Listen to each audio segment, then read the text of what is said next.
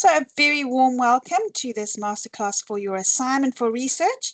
And I'm sure if you've gone through it, you will probably agree with me. It's going to be one of the more challenging assignments that you'll encounter. And it's also very different.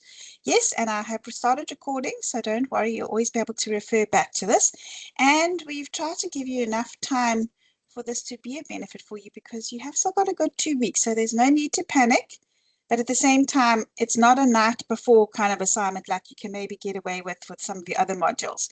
So it is going to require that extra work, but you will be well rewarded for that work because you're going to find that it's help you a lot for the majority of you who will be doing research practice. It's like a continuation model from this. It's going to be very practical. And in fact, the work that you do in the assignment is going to take you a long way through for next semester. So it's really worthwhile putting effort in now because otherwise you're just going to have to rework it and redo it anyway. All right, so please, just check if you can and let me know if there are any questions or any issues that you're having there, but you should be all good to go. Please have your drafts open, or if you don't have a draft, then maybe a blank Word document or make some notes and try and progress with me and see if you can make as much progress as possible. So the other point about this, why it's worthwhile putting a lot of effort into, I'm sure you would have noticed in the module outline, it's worth 45%. So if you think about how much work you put into your other assignments, it's like a 2-for-1. That's why you only have one formative assessment in this module. So it's a very, very different module. And that's because what you're doing here is actually the core of what research is all about. This is what researchers who are doing honors and so on would have to do at the very beginning stages of their research work. So although it may be framed, oh, well, you're doing a literature review and you might think, yeah, but I'm always having to go and research stuff in my other modules. It is very different. This is how you would go about creating new knowledge to try and find a little bit of value that you could add to the world as a researcher. So it's not just finding out about what's out there and what knowledge you have on whatever your topic is. It's about that being the foundation for then going and conducting research, primary research, where you would get your knowledge from people. Perhaps they would be other people in the commerce field. It could be customers, anybody that would be useful to provide information to some sort of problem.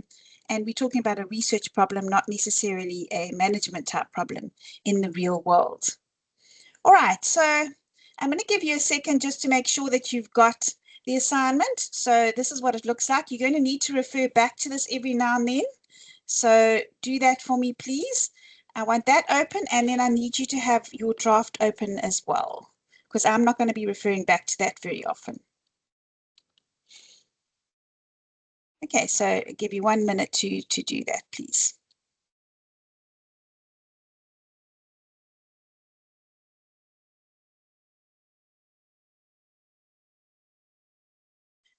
Right, so you're more than welcome to put your mics on, put your cameras on, put them off, whatever suits you.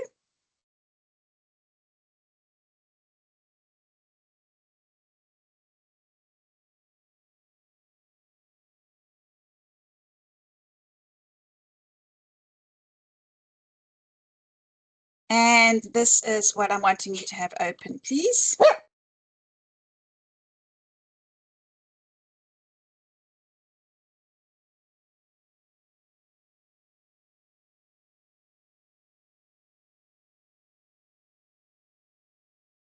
Okay, so if we have a look at this, I'm going to start you off with what your front page should have on it. So this is going to be the standard sort of requirements that you're always going to have in any assignment. You can listen to what your lecturer has required of you. They perhaps have given you a template for this.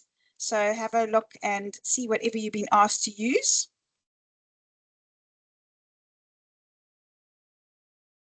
Okay, so the new things that you're going to need is what your topic is, which we'll go over shortly, and then the word count. So, you know, whether you put that on the second page or the first page, it's just so crucially important that I've suggested that you put it on your first page here as well.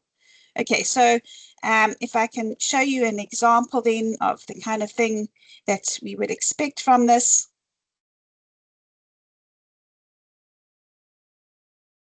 just something like that on a front cover page. So what your topic is, what it's about, and you may have been asked to also just put, your code and the fact that your assignment and so on in it. And in the word count summary, you should have your student number in as well. And then a table of contents would be the next thing. So I have made this available. It's a standard template that we've used even when this module was called Introduction to Research. It was called IRCO. It's now called, it's called IRCO now. It used to be called IRS. So you may find some templates around. It's pretty much the same thing that you always have to do, but there's no such thing as being able to copy somebody else's, because your own unique research is very much your own. So research is the kind of module where you do want to see what other people have done, and especially people who've done very well. And for that, you can actually go and see what some of our honors students have done. That's going to really help, because they will be able to be very small research studies. Sometimes when you look online and you look at Google Scholar and you see these fancy looking research papers that have been written and you think, oh, I don't even understand what they're talking about. But if you see what some of our honors students, and many of you could well go on to do that in future, that could be you and people who, I think if it's over 65% will be published. You'll be able to see that on the website. And then of course, the whole purpose of this assignment is to go through other people's research that has been published. So that will be more of the fancy stuff.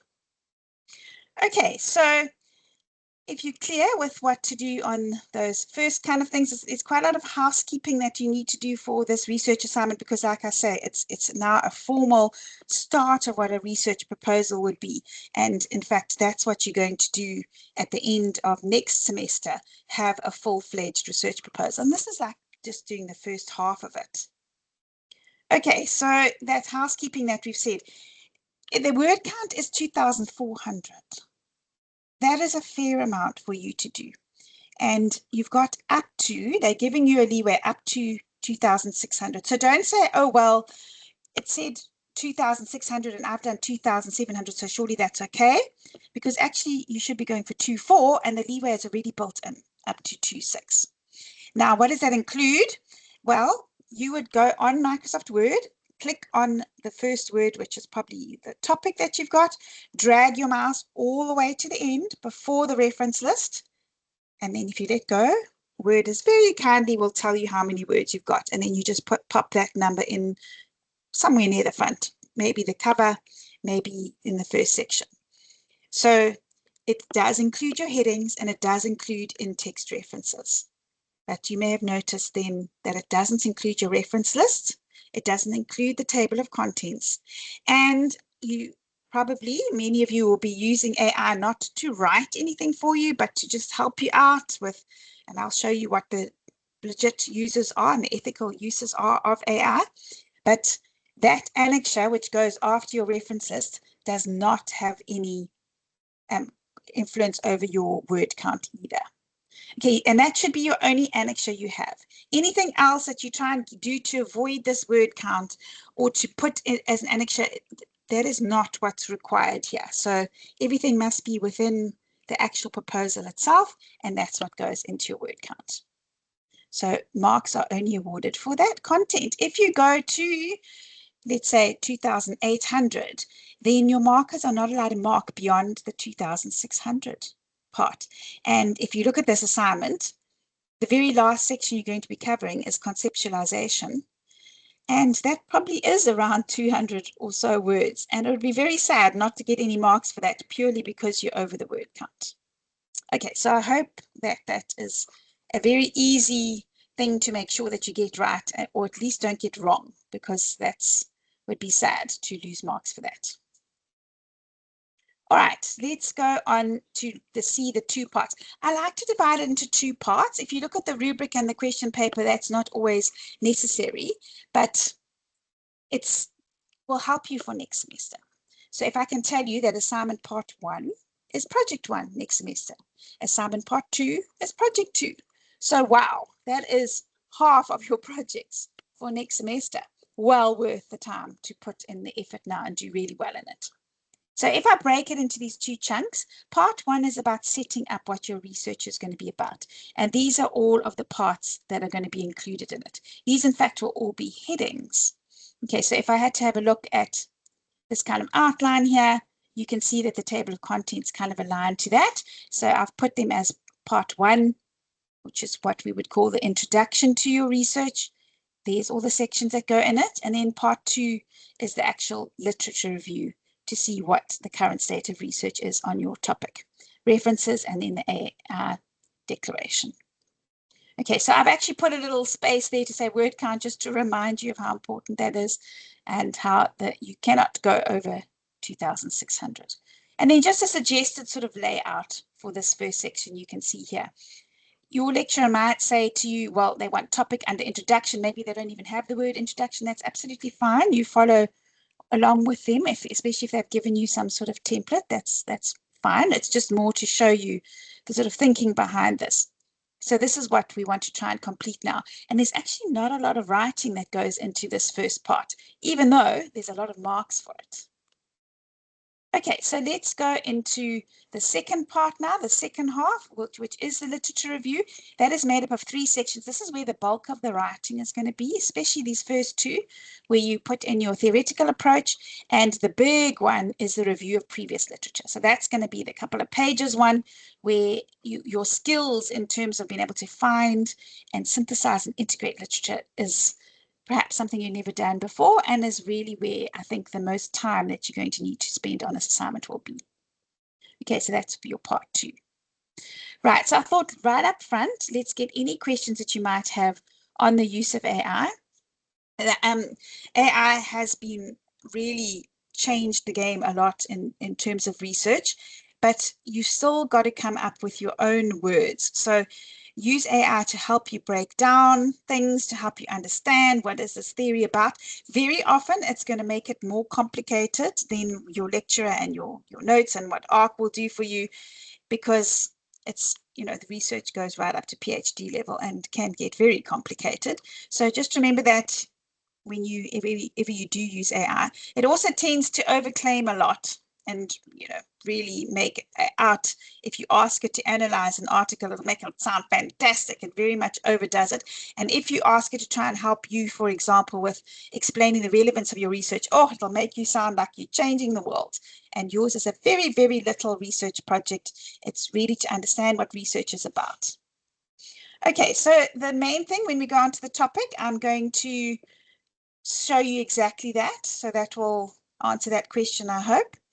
But I'm going to end off with the use of AI as well, because if you look at the rubric, you've got to get this right. And I'm not sure how well or how familiar, or if you even understand what the difference is between what's a good and ethical use of AI and what's not, because it's something that you need to learn how to use properly and use ethically. So I'm starting off, and I'm going to end off tonight going back to AI and showing you how you declare the use properly. And if I can just say one rule right now, don't copy and paste, because if you look in the rubric, every single answer says, sounds like AI, something to that effect. So there's no way you cannot sound like AI if you have just written it in your own words. So don't copy and paste. But if you look at all of this, there's a lot of other uses that you can really get a lot of help with, especially if you find an article that looks like it's really going to be useful, and then you read it, you think, oh, my eyes are glazing over, because they're using so many complicated words and so on, and that can really help you. Okay, so remember then that if you were a fresh student, this is your very first year at Emirates, how much would you actually ask them to help you with any of your assignments? So remember, think of AI like that. You're not going to trust it, okay, but you can actually use it. And to show you that when you submit, then this is what Turnitin does. And I know there's lots of issues and so on, and it's definitely not that your lecturers are going to say, oh, look at this, it's 63% AI, you cheated. It doesn't work like that. There's a whole process, and you may have already encountered that process. But just so you see what it looks like behind the scenes, we can see as lecturers what it highlights, and then we would go and investigate this and say, that there is, I had my suspicions, and look at this, there's just been no effort in terms of the student using their own voice and using their own words in this section, and it's an entire section. So bear that in mind as well. Right, so let's get into the nitty-gritty then, part one, and your topic. So I would first of all like to know how far you are, because it sounds like some of you are not very far at all and still are thinking about your topics. But can anybody give me their topics? Put it in the chat. Let's have a look. I want to see if you have got the right scope for a topic. And then when you asked Kaylin about topics that you don't recommend, well, you don't want to do anything that would involve getting information out of vulnerable people, from kids to incarcerated people to pregnant women. I mean, just think about anybody who could perhaps be vulnerable. We don't have such a big issue with that in management compared to students who are doing psychology and that sort of thing, that they tend to like to go into those things. So just keep it simple, keep it straightforward, and it's obviously got to be 100% management related. So don't go and try and say, well, how much does sleep affect students' marks? That's what the B.Ed students do, not what the BCom students do. So you're interested in consumer behavior, in what management does, in the impact of technology. There's vast array of subjects that you can do. What is your specialization? Okay, so if you're doing marketing, you should be doing something around marketing. If you're doing strategic management, then you've got a lot of choice, but think about some of your third year modules that you're doing as well. And it's very useful to do something that you are studying and you've really covered, because then you know what the theories are. You've already got the textbook with the theories in them that you'll be using in part 2. Okay, so there we go. So all of those examples that you've given in the chat are great in terms of being suitable for a management related degree. Okay, so consumer behavior, influences in buying behavior, digital payment systems, consumer spending behavior, cash flow effects, financial performance. Okay, so Alden, I'd be interested in yours, so that you're looking at it from a management perspective, the operational performance, and I hope you can get your data from somebody, because remember, although you're not actually conducting the research, you're still getting to the stage, definitely by the end of next semester, where you'll be having to say how you would legitimately get this data, via a survey or via interviews. Okay, so you've got to have access to these people. You've got to give a realistic proposal as to how you would go about sampling and finding these people that you would get the information from. Okay, so as long as that's clear as well. Okay, so I would also watch out for things like, if you're doing housing crisis, you must remember it must be from a management perspective. How are you going to make that a management related topic? And then also, you've got to be very careful that you're not going to be ethically compromising anybody. So that's also topics that you must be wary of. Like, you don't want to have to try and explain how careful you're going to have to be. Imagine people who are compromised or who are unhoused, or, it's careful of those vulnerable populations that I was talking about. Okay, it might well be fine, but just by looking at the topic, that's just some of the things to talk about. Okay, so you're coming to the title now. So good. I'm glad you've identified that as a title. So the title is very different to a topic, right? So let's have a look and see, just on the topic, first of all, what you mean to put in here.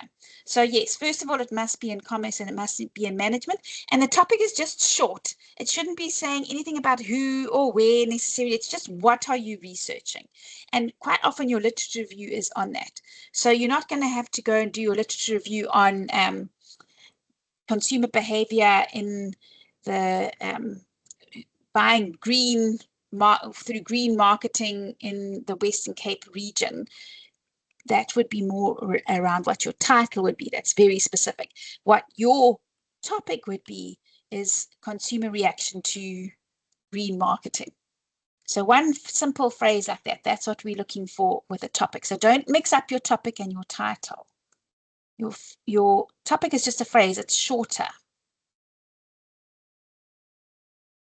Okay, so it's more like the what of your research. Okay, so Nati, you've given me a title there, hey? Because you've got all of that detail in.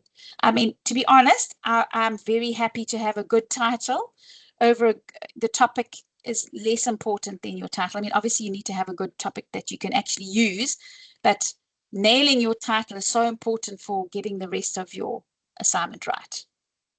Okay, so if you look at the rubric for this section, it's just asking you to identify this, and it must be a management, and it must be something that is feasible. It's a short paragraph. If you make any claims in there, so you make a statement like green marketing is at the forefront of marketers in the fast-moving consumer goods industry, you've just made a claim, you're going to have to reference that. But you're also going to be explaining why you chose this. This is kind of like a little bit of a personal vibe here. So in your own words, you know, I've always been very interested in recycling and saving the planet. You know what I mean? It's that kind of thing. So make it your own.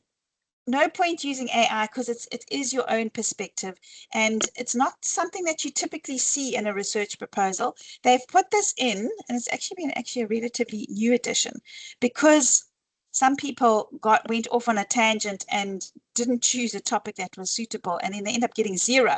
And we just wanted to make sure that didn't happen to you.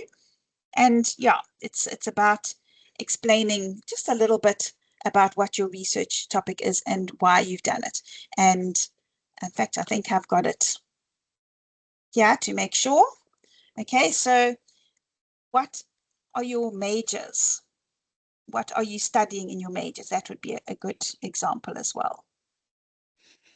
Okay, then quite simple for if you take that through and you've motivated why, then you're hoping to get into one of these 2 top marks. If you get into the partially exceeds, that is actually still going to give you a distinction. So I think you can be very proud of yourself if you're going to get a 4. So if you get it back and you think, oh, but why am I not in the exceeds one? Then don't stress about that. It's very, very good to be able to get the 4 here. So I'm going to suggest that you look there first, and then you come and see, okay, can I do this in addition? So you've got to do everything in block partially exceeds, and then try and additionally get to the block 5. So you first of all aim for this. So have you given a concise, relevant description about what your research is going to be on? And your research is on something in your field of specialization. So those of you doing finance, it should be something to do with finance. Okay, it's clear, it's suitable for further research. Yeah, we might need to make a few tweaks and adjustments, because maybe you realize that all this is something that could be potentially ethically problematic. You know, I may be dealing with some sort of sensitive topic here, so maybe I need to adjust my thinking slightly. That might be the case. And then also, is it actually feasible? So remember, it's got to be very small. You've got to get your information from people. That is the #1 error that students make, because they think, oh, well, you know, I want to know what the oil price now that's gone up so much, how that is going to impact, and you might pick up company profitability or something like that. Or what happens when interest rates increase? What's that going to do to the inflation rate? That is data that you can get secondary data from. It is not data that you're going to be interviewing people about. If you had to say, well, what are your fears related to the future profitability of my business given the uncertain world environment in SMMEs, and you're looking at it, those that are trying to operate in the import-export industry, then that would be fair enough. But you can see then that it's got to be quite clear that this is feasible to do by asking people via a survey or interviews for the data that would help you answer your question. And remind you again, you're not actually collecting the data, but you need to be heading in that way. So that needs to be feasible and promising. All right, so once you've nailed all that, then you can go over here. Exceptionally well-defined and concise. So research is definitely quality over quantity. Okay, so you can always revise your work and see if you can make it more concise. Sometimes that is better. And you have justified why this links to your field of specialization. So lay it out there. So I'm currently completing a BCom specializing in marketing, and this research is on green marketing. So something along those lines. It is the one place where you can use things like I. The rest of your research is going into the formal research proposal side of things, and then the best suggestion there is just to avoid first person completely. There might be some debate in that, but for you, I think it's important that you just stick with, yeah, let's just go with third person. It will always put you in good stead. Okay, so I'm going to just check now some of your topics there and see if you've got any questions on your topics before we move on to your research title. If you don't have any questions on that, I would like you to paste your research title in. And I can see some of you have got some great looking titles. So yeah, Kaden, so that yours was definitely a title. So don't go and make your title your topic now. Hey, you don't want to lose unnecessary marks for your topic. The topic is the broader what. But yes, so if you have a look up there, you can see that Kaylin has got the who, which is important for her title, and she's got the where. Perhaps, and this is something that you might want to speak to your lecturer about, you don't want to say the whole of South Africa. That's very, very broad, and that kind of research is going to be quite difficult to nail down because there's vast differences in South Africa. Can you imagine trying to interview like 10 people? Would you be able to get that from just 10 people scattered all over South Africa? You're not really going to find anything in common with them. So it's usually better to go right down to a small sector. And the same with you, Storm. You know, so you're saying environmental sustainability, quite nice to say from whose perspective. So exploring marketers' perceptions of environmental sustainability, or SME owners, put the who in as well. And then again, the South African sounds quite broad, but I think it's important that you verify your title and you check your title with your lecturer, because ultimately that's something that you will negotiate with them. But yeah, those are just a couple of points there. So Nati, you've said you started with exploring. It's very nice. I can see immediately what type of research you're going to do as well. And I can see the what from your title there.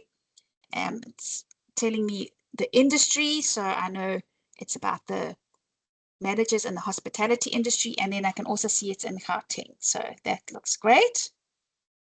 Okay, so I think the forensic accounting, that's probably, you probably gave that as a topic. So let's see that as a title. Okay, and then speak to your lecturer as well, but it's typically not necessary to put in the quantitative part yet. You just can explain that you're determining the impact of, but again, speak to your lecturer there. And typically you should have the who are you researching? Consumer spending behavior, like where, in what industry, and then where as well. So in Cape Town, for example. Okay, so the drone technology one, so assuming that's all right, that's a nice quantitative title. So I assume there probably South Africa would be suitable because nuclear power is such a small niche industry. So in that case, South Africa would make sense. Okay, so take a lot market participation. So then whenever you put a company name in, also just be careful. Is it necessary to do that? Sometimes it is, but remember, if you've got a case study there, you've got to get around how you would actually get the data. So from SME suppliers, well, I think in that case, it would be, you would get your data from them. So that could probably work, but again, check with your lecturer. Right, I'm going to go through a few more, but let me just push this on. And just for those of you that are still thinking about it, you can read through that. Okay, so remember that it's a very, very small research study. So you've got to keep the focus. Remember that feasibility criteria, focus must be very, very narrow. Okay, so when you look at policy implementation and infrastructure contract constraints, that's now looking at two things. Those would be two separate research projects, in my opinion. Okay, and then also when you say exploring, that makes it sound like it's a qualitative study. So from whose perspective? You know, so exploring who is it? The people? Is it the developers of sustainable housing? Is it? Do you know what I mean? So you should put that in your title to give us all the information that you need. And then just one thing. I think. And then try not to make it sound too quantitative. So, quantitative, you're looking at more the relationship between two things, the impact of this on that. But in a qualitative study, you're more trying to understand people's experiences and perceptions of the role of something. So, what is the role of infrastructure contract constraints in sustainable housing? And you can see that that is a kind of question that could be posed later, quantitatively or qualitatively. So you just make sure that you're staying in your lane. Okay, so when you use the word analyzing, so AI-driven marketing, then that's telling me that it's a quantitative study. So I can see you've got your two variables there, the impact of one thing on another. That looks good. And then I would just suggest that you put like where, in what industry and where. Narrow down your scope. Okay, so this is one of those examples, whether you're looking at high interest rates, that it's, yeah, is that something that you could get from secondary data? And the way that you've said it as a investigating, so that makes it a quantitative study. So, yeah, yeah, you would have to, I guess you could get the data via looking at what it was through each of the interest rate cuts and increases over the last period, I think, but just check that your lecturer is happy with that it'll actually work. Okay, so now what worries me about this one here, about student leadership in classes, that sounds a bit like a education topic. So just make sure that you do maybe look at it from a leadership point of view, because remember, it's got to be management. That was rule number one. It's got to be a management topic. Yes. No, I think that especially for a qualitative study, a town is better than a province, but at least a province is better than nothing. So it does depend on the topic. Like you can imagine something like nuclear power. I mean, there's really very few people, and it's a very contained. Whereas you can think about, well, what is it like in a little rural town in Gauteng compared to in Sandton? Well, if you're doing a qualitative study, you would get vastly different data. So a town is always better. The narrower, the better. Okay, so yeah, so financial leverage and form performance. So I can see what that is. And you've got the where and you've got the who, and you're determining the relationship between them, I'm sure. So that should be good. No, so you definitely want to stick to one or the other. I know that the assignment says that you can have both, but you're just making life very difficult for yourself. You're almost doubling the amount of work, and you also therefore going to have a lot more word count, and that could be an issue. So while you can technically do it, and maybe your lecturer is asking you to do that, you can check with them. I'd seriously highly recommend you pick one and you stay in your lane. Okay, so now when you look at something like e-commerce adoption, that's quite broad, and that would be a case where I recommend you narrow it down from South Africa to a bit smaller, but otherwise that looks good. And then risk management practice is also quite broad. So from whose perspective, as soon as you have got a qualitative kind of study, then maybe think about who would I actually be getting this data from? And you want one homogenous group. So managers of the construction companies, employees, suppliers of, do you know what I mean? So it's their perspectives. You cannot, even though it might sound very interesting, go and think about, okay, I'm going to get some data from the customers, some from the suppliers, and some from the employees. That would be far too huge a study. So you just want to look at one little one and see if that will help you. Okay, so there we go. Here's a couple of examples. So it's just, there's not really any hard and fast rules, and your lecturer, if they've approved it, you stick with what they've said. But generally, if you've got a qualitative study, then you're trying to explore, understand, describe. Whereas if it's a quantitative study, you're trying to determine if there's a relationship between things. You're trying to predict something. You're really trying to quantify it, trying to establish. So that's why it's a good idea to tell the reader, the marker, the moderator, what type of study you is right there in the title. So you start off with a verb. It's a very good idea to set up the rest of your title and in fact the rest of your study for success, because right at this point you know whether your research is qualitative or quantitative. So a qualitative study, you're trying to get that deeper understanding, one small little thing only. So it's a much smaller kind of study. You would have to interview people, you'd have to spend time with these people. That means that you can only have a certain amount of time to do it. You're probably only looking at about 10. Whereas if you're trying to quantify this relationship between two things or measure something, then you have to statistically analyze the data were you to conduct the study. And that means you need to get that survey filled in by a lot more people. Okay, so there's a couple of examples to help you as well. And when you come down, this is what you're going to do. Tick, tick, tick. Have you done all this? So it's clear, researchable, and relevant to your discipline area again. So there's that following through from the topic. And it's a suitable scope, which means small. It's a small scope. You don't want to say, well, I want to determine whether chickens increase happiness on my farm. That, yes, is very narrow, but that's too narrow. So you don't want to go to the absolute extreme. Like, how can I increase the money I make from my side hustle? That's not a research question, okay? But most of the time, students go too broad and make it too difficult. All right, so that's what this is about. And then if you go on to the last, and I think one of the most important sections is this here. The wording in the title tells you how the research will be done. And if I look at the how, by putting in that verb, exploring, determining, that's telling me how. It's quantitative or it's qualitative. What you're studying, well, that came from the topic anyway. Who will be researched? It's the Gen Z consumers in Cape Town. That's the who. So it should all be in that title. Okay, so it's something that's a little bit insightful, and it's quite clear to see how this is going to work. Catchiness, like I said, if you get a 4 out of 5, that's great.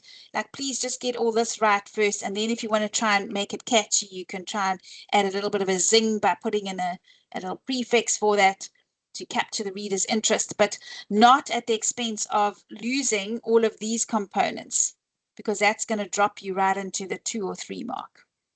Okay, so the scope of the study is small. It's small, suitable for an undergrad research study. You really can't get anything smaller than an undergrad research study because most people only do it in postgrad.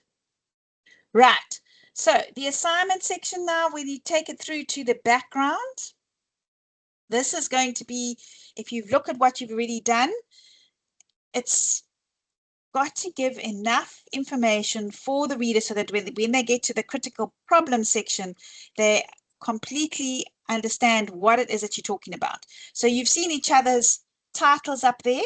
Some of you might think, what on earth is risk management practices? What do we mean by e-commerce adoption? What is financial leverage? So now imagine that somebody was reading your research and they didn't know about these concepts. Okay, so then that means that your background needs to give them that information so that they say, oh yeah, okay, I get it. So explain a little bit about your topic.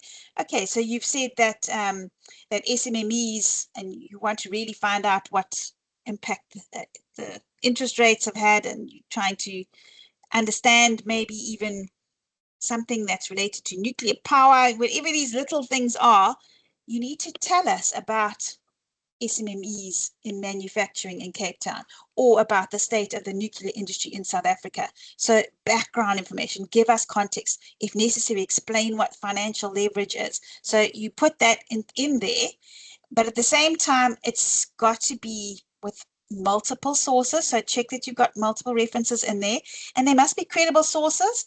However, you can quote some stats. So if you're making some sort of claim, or you're looking at SMEs in the manufacturing industry in Cape Town, and you can go and say, well, there's it's a thriving SMME industry. There's currently 40,000 SMMEs in the manufacturing sector in Cape Town, and you quote Stats SA. That's fine. Okay, but you don't want to look at blogs or even a newspaper sometimes is fine. It's the one place where you can put those kind of contextual sources in, because you're probably not going to find that information in journal articles and in books and so on. It's got to give you current information. All right, so you can go and see that you've given background on, look at your title. Your title says what, where, and who.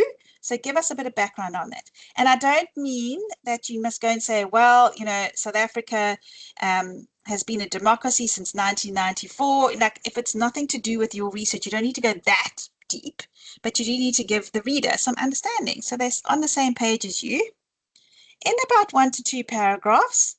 And then remember, substantiate. Anytime you make a claim, you have to find a source for it. Otherwise, you just simply cannot say it. All right, so you can draw attention to some of those concepts, especially trickier ones. And remember that this is, your title gave us lots of juicy information in 15 words. Your research problem is going to establish why your research should be done. And this is getting the reader from that title with those words in it to your actual problem. So it's a bridge. Don't duplicate information to your research problem. So don't go and include in the background why you're researching it and so on, because that comes later. But you're certainly giving us everything that we need. Sometimes a bit of history, a bit of stats, a bit of context from it. So don't forget to give a little bit about where the study is taking place. Like, why is that important? All right, so have a look at what your background is if you've already done it, and then see if you can check that you've done, maybe there's some errors that you've made or something that you would like to include, or careful that you don't overclaim. So I'm going to give you a couple of things to check here. All right, so this is what it is. Think of, in fact, maybe you want to give it to a friend who's studying a different degree, or a family member, and say, like, read my background now. Do you know what I'm going to be researching? Does this make sense to you? That's a good way to do it. And then have you remembered to include, because your title should have the industry, so narrow it down to retail, to e-commerce, to private, whatever, institutions, whatever it happens to be, and Cape Town, so that needs to be in it, not just background on the what that you're researching, but all elements of your title, bit of background. And have you got a couple of those 2 references? This is a big one. So if you are trying to determine the impact of one thing and another, you can't go and say, oh, well, this thing impacts that thing, because you've basically answered your research question. And then what's the point of doing your research? So be careful of that. And once the person has read this, then they'll be able to say, oh, yeah, okay, I can see why this is going to be a good study. I look forward to going on to the research problem. Okay, so quite a big, juicy rubric here. And everything that I've mentioned before, hopefully you can now identify from this. Okay, so it's the context, it's that background information, and it's, of course, aligned to the management area that you've already explained in your topic, and you've given details on it. If you have not well substantiated well, referenced it well, then that's going to stop you from getting into the top block. You've got to have multiple credible sources here, though, if you even want to get the 7 to 8 block. All right. Conciseness again, quality over quantity. And you've given information about the location and the context, so the who that you're researching as well. And here you'll see this, that is in every single rubric. It's your own original words. Okay, so just explain it as you would be explaining to someone else. You really don't need to copy and paste from an AI. First of all, it's going to get things wrong. It's going to start making it sound like it's a quantitative study when yours is a qualitative study. It'll start giving deep history or start overclaiming things. So just don't even waste your time. Just use AI for ideas. That's it. All right, so if you want to get into the top block, very difficult. This is like a 90% for this section, very difficult to get, but yeah, you've got very good substantiation, multiple credible references, and an authoritative source is one step up from a credible source. Okay, so when you read this whole background, it hangs together as a whole perfect kind of argument that really gets the story going and creates that bridge between the title and the problem. All right, and then it's clear from that that you really understand what you're researching, and you've really explained those concepts and issues quite well, and clear and concise, crisp. So look at your language. It's unnecessary to put in extra adjectives. Research is very much quite clinical, so I would say that putting in fluffy or flowery language just detracts from it, and you'll see later there's even marks for that too. Okay, so here's just a bit of an example. If I had to look at that title that I gave you earlier there, so I can see this is a quantitative title, and In this case, so again, it depends. There's not a lot in Gauteng, so Gauteng would have been a suitable limit for it. But I would like to know, like, what is that story now? Okay, so I would like to know, well, there's 5 different companies in that industry, or even many. It happens to be, and I want to reference where I got that information from. What has it been like? I'm looking at company performance. How are they doing? Are they thriving? Are they not? What has it been like? And that's the kind of information that I'd like to say. I'd like to know a little bit about the bonuses. What are executive bonuses? And, why is this a thing now? And that is the kind of stuff that you could include. All right, and that takes us then to the research problem. This is perhaps the trickiest section. All right, so I'm just going to give you a couple of pointers here, and you can perhaps give me what you think your research problem statement is.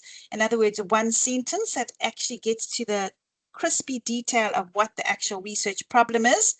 And yeah, this is difficult to do, and I don't expect you to get it right first time. And when you do this again next semester, you probably will find that you're tweaking this section, one of the most out of all of them. It does not need to be long, though. The point is to get to the point. You've already explained all the background stuff. Now you're getting to the juiciness. Like, what would we really like? Well, we would like those executive bonuses to actually have a clear impact and improve the performance of companies. And that's why they're getting it, surely. So that's the ideal state. That's often a nice way to start, or just broadly what the issue is. So the gaming industry in Gauteng has been suffering in the last 10 years. The profits have been on a decline. That's kind of what we mean by a research problem. And then what is it that very specifically what your research problem is? And that should link to your title. If your title's good, your research problem statement should be quite good.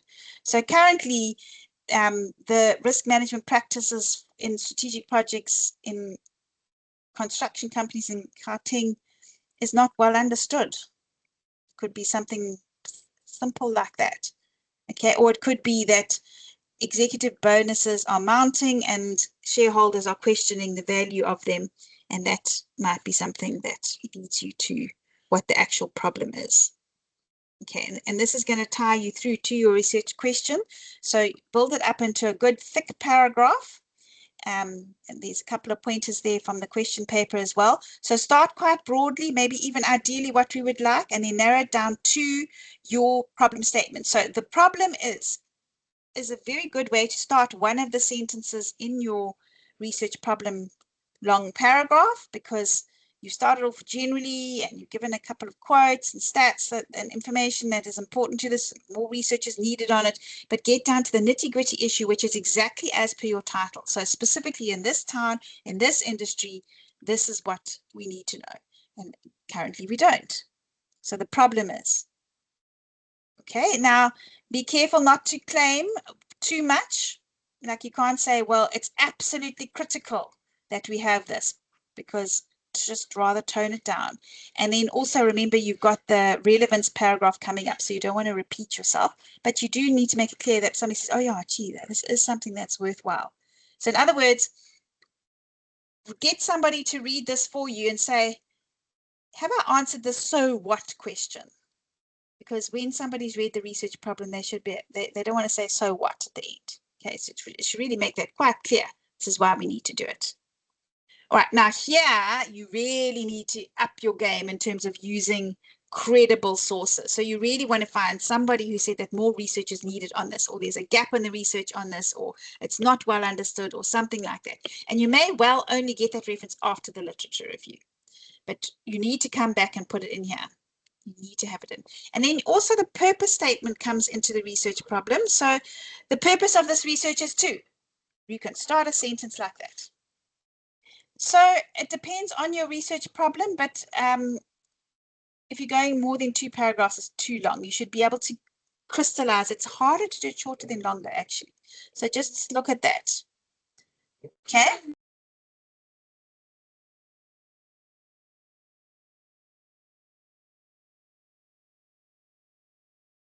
So if you have a look through here, some of the points to make. So I've suggested 1 paragraph. Your lecturer may have asked for more than that. So do listen to what they've said, but this should be okay. All right. And then, yeah, don't go bam straight into the problem. Start off with that introductory sentence. It's still got to read as a well-constructed paragraph, an argument that you're building.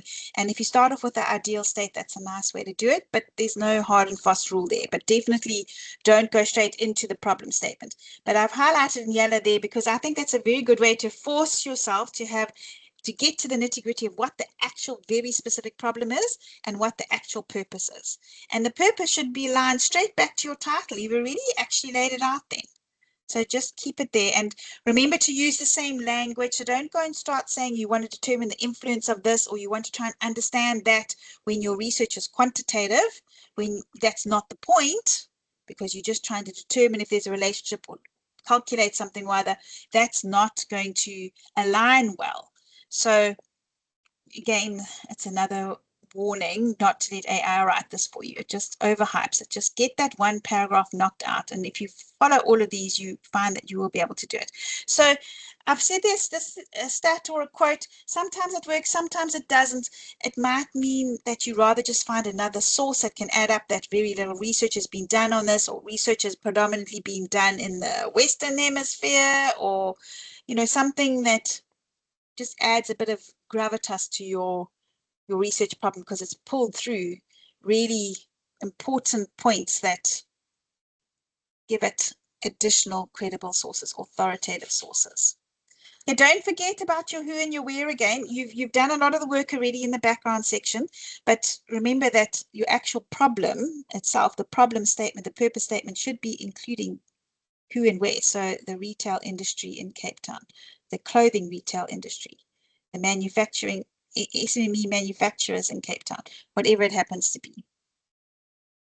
Okay, so some do's in. If you've already done it, just check this again. Another problem, same as with the background section, careful not to answer your research question, because quite often when you're trying to really validate why this research should be done, like if you are wanting to look at, let's say, what the impact of social media advertising spend on green marketing practices, just as a random example, then I don't want to go and say in the research problem that there's been a big impact and it's really quite clear that this kind of marketing is necessary for it to succeed, because then you've just answered your research question. That is what you set in your research up to find out, and now you've just stated that it's already been done. So it happens very easily. So watch out that you haven't done that. And then this is the flowery language, a sweeping generalization. This is what AI does. Okay, it makes it sound like this is the most amazing thing. Just keep it understated, tone it down. It's a very small little study. I'm pretty sure somebody else has already studied the what of your title, but they probably haven't done it in that industry, in that town. And that's simply what you are going to be adding some value to. So if you can get that point across, then it actually makes for a far better research problem than somebody else who's written these grandiose statements that are not true and they just sound overhyped and overclaiming. Okay, also here, so they're not too trivial. I gave you some examples there. So why is my side hustle not making me money? Too trivial. Too complex would be then trying to understand, the whole of the South African economic system and its impact on SMMEs. It's just too big, too complicated. So as I said earlier, most students veer towards being too complicated. Same thing, too broad or too narrow. So South Africa, usually too broad, too narrow is my little business. So quite similar concepts. If you get the one wrong, you're going to get the other one wrong. Same thing, that these link together. So you're not going to say it's of significant importance. It's critical that this is done. Okay, so those kind of words that mean something and that are overclaiming again, or that are implying something that's not true. And then also, back to points that I've made before, your research has got to come from people. So remember that focus. Even a quantitative study, you're really sending out a survey, people are filling it in. You could easily, and research can easily be done, where it just looks at, let me go and look at all the economic data and I'll be able to see well, this has been the tax that's been collected, and here's the interest rates, and can I actually see if there's a link between those two things? You can get that data from secondary sources, and you'll see that next semester you're going to have to design a questionnaire or a survey. So it can't be from secondary sources, just from pure practicalities of how this research is going to work. Okay. So there's an example that comes, I think it's in the question paper itself, but you can see sort of how it's laid out a bit there, given some things like this, like there's very little research that's been done on it. There's a couple of sources there. There's a purpose statement in there, and there's the problem statement. So there's no hard and fast rule as to what works here, but it's got a couple of the things that we can point out. There's one from a past student one, that one who was doing executive compensation. So try to explain that and said what previous research is. There's the problem statement. There's very little research in this, and why is it important in the South African context? There's the purpose statement. So, you know, it's a different layout. As you can see, both of them have good things and bad things, but ultimately they all have got the main points that you're going to be looking for in your overall problem. So it is something that can be answered from people. It is feasible. It's a very small little study. It's 10 interviews or about 50 surveys that you would send out, and you would have to get such a homogeneous group of data back that you can start finding out those patterns that can answer your research questions, or the stats that can back up your quantitative research. And there's that so what question again. Right, so look how long this one's list is.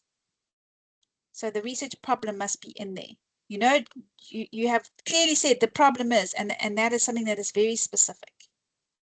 We know what the problem is and why it's a problem. And in an ideal world, even if that's what you start off with, that's why it needs to be solved. The research criteria are those: answerable, feasible, scope. It should also give you some sort of theoretical value, but I think that will come through okay anyway. But that's what we mean by it. It's in your textbook. You've made a strong argument for that with readable sources. So you absolutely going to fall into the very lowest block, I'm afraid. I've only put in here the top blocks. You must also be careful when you do this that you read the lowest block, because something like having no references automatically puts you into the lowest block, no matter how wonderful the rest of it is. So although I'm only showing you the top two, please just make sure you haven't done anything that's putting you into the bottom block, the fail block. There's the purpose statement. The purpose of this research is to, and then there's that research paradigm. So your research is quantitative. You should not in your research problem be saying anything about wanting to get a deeper understanding of something or describing something. And if your research is qualitative, you don't want to be trying to explain how you're going to investigate this and analyze that. So use the right terminology for the type of research that you're doing. Once you've got that all right, and your own words again, then it's like, how does this whole paragraph hang together now? I kind of tick my statement. I've got my purpose statement in as well. They're all there, but now how does it read? Maybe I need to add another sentence in just to make it flow better. Do I start broad and end a bit narrow? So quite nice often to end with the purpose statement, but it's that kind of thing that is completely dependent on whatever research you're doing as to whether that works or not. Okay, so that's there. And the research problem tells you what type of the research it is again. So when you say throughout, you're using the same language. You are exploring, you're trying to get a deeper understanding. If it's qualitative research or if it's quantitative research, you're trying to determine something, you're trying to quantify something. So the language there again must be quite clear. And then the research purpose must tie right back to your title. So it should say the who in it again, the where you're doing it. And if you've got a very good title, like I saw most of you did have, your purpose statement should be very easy to do. Just make it, the purpose of this research is to. So you can do that for me now. Give me your purpose statement. The purpose of this research is to. And then use what you had from your title, include all the elements of your title. Don't go start adding things in now as well. I know that AI will do that. It'll suddenly start saying you're doing this and that, make it sound wonderful, but it's not true. Once you've done the next two sections, you might come back and tweak your purpose statement. You can add a little bit more to it based on what your objectives or your hypotheses are. So you can add a little bit more, but actually you should be fine with just having the main thing done. So have a look at that. Let's have a look and see some of the ones you've got. And I'll be able to tell you if you're on the right track or not. And there's this authoritative sources. So if you've got time and you think, okay, well, really, I've done all of this, but I've only got two sources, and this one, maybe I can find a better one. And that's when you go and do your lit review, when you'll go and consult journal articles. So those are all authoritative. And then you see if there's something from one of those articles that you can pull through to this section to just add that extra weight and use those authoritative sources some more. Okay, so quite often when you're doing this in order, you get to the research problem. You might not have that yet, but it is possible to get it if you remember that the research problem is very iterative. In fact, the whole thing is quite iterative. You might get here and think, oh, wow, I was looking at SMMEs, but that's way too broad. I need to narrow it down not just to manufacturers, but food manufacturers. And that's absolutely fine to go back and edit it a bit more, make it more specific. Okay, so you've got your research purpose and problem statements nailed down, and now you come to the relevance. And this is going to be a little bit easier, I think. Just make sure you don't duplicate anything and make sure you don't overclaim. But this is trying to convince the reader. Remember, this will build up to a research proposal next semester. And if you were to go and do this research, let's say in honors or something, then this is going to be the motivation for why it's necessary to do this research. Okay, so this is what the problem is. You've already established that. But why is it relevant? Who's going to benefit from it? Okay, so you can see clearly here, if you look at what's highlighted, that there's 3 elements that you need to complete to get this. And you'll notice this is for 5 marks, whereas the problem and background were for 10 marks each. So those are the 3 components. So who could practically benefit from your results? If you want to give that a go, you can put it in the chat as well. And you can see if you're on the right track. So clearly you've already said in your research title who you're researching. So it's manufacturing SMMEs. They would benefit from your results, wouldn't they? So that's an easy place to start. The very people you're researching would also need to know it. And then try and think a bit broader. Are there any community groups? Are there commercial organizations? Are there industry associations? Perhaps this is something, anything to do with SMMEs and entrepreneurships. There's quite often governmental bodies that are also interested in that and would, they're always interested in promoting it. So it could very well be that your research helps with that.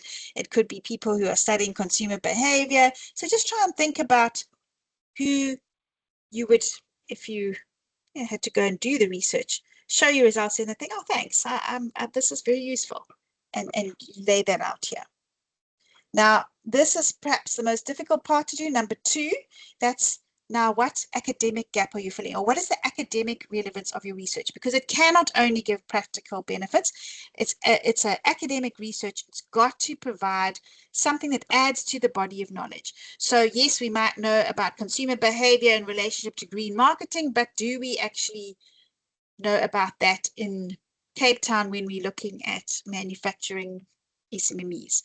That might be the little gap that you're filling. Or did one of those papers in your lit review, somebody would have said there that more research is needed on this field of green marketing in developing countries? I mean, there's ways that you can bring through this, because here, number 2, you have to be able to reference that. You cannot make claims that you're not substantiating. So that also might be something you revisit after you've done the literature review part. And then lastly, either implied or explicitly, you need to say how this relates back to your research. So almost like what you said in the topic, but now you make it a little bit more specific. So green marketing is related to strategic marketing, and that's quite clear. That's part of your degree.